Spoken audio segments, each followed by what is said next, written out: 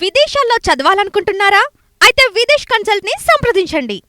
Young rebel star Prabhas హీరోగా నాగ్ అశ్విన్ దర్శకత్వంలో వచ్చిన కల్కి 2898 AD movie super hit talk సొంతం చేసుకుని రికార్డు స్థాయిలో కలెక్షన్లు అందుకుంది. ఈ ఏడాది ఇండియాలో హైయెస్ట్ వసూళ్లు సాధించిన చిత్రంగా కల్కి మూవీ నిలిచింది. అయితే ఈ సినిమాని సామాన్య ప్రేక్షకులు గొప్పగా ఆదరించారు. ఇతిహాసాల గురించి తెలిసిన వారు, హిందుత్వ సంఘాలు మాత్రం మూవీ పైన తీవ్ర విమర్శలు చేశారు.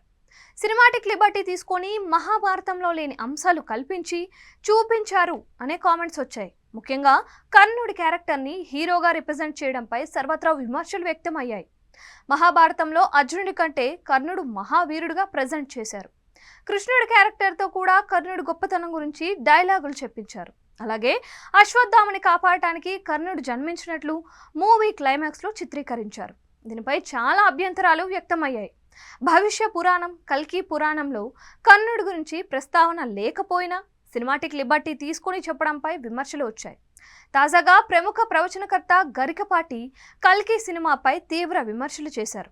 కర్ణుడు ఎవరో తెలియకపోతే కల్కి సినిమాలో చూపించిన వాడే కర్ణుడు. సినిమా వాళ్ళు ఏది చూపిస్తే అదే నిజం అనుకుంటున్నారు. మొత్తం భారతంలో ఉన్నది వేరు, కల్కి సినిమాలో చూపించింది వేరు.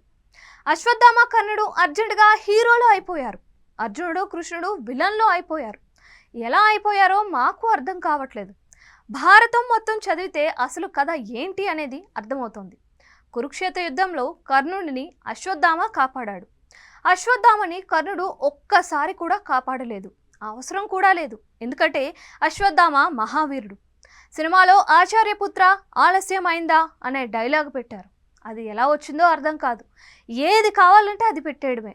1000 రూపాయలు ఎక్కువ ఇస్తే డైరెక్టర్ ఏది కావాలంటే అది రాసేస్తారు అంటూ తీవ్రంగా విమర్శించారు.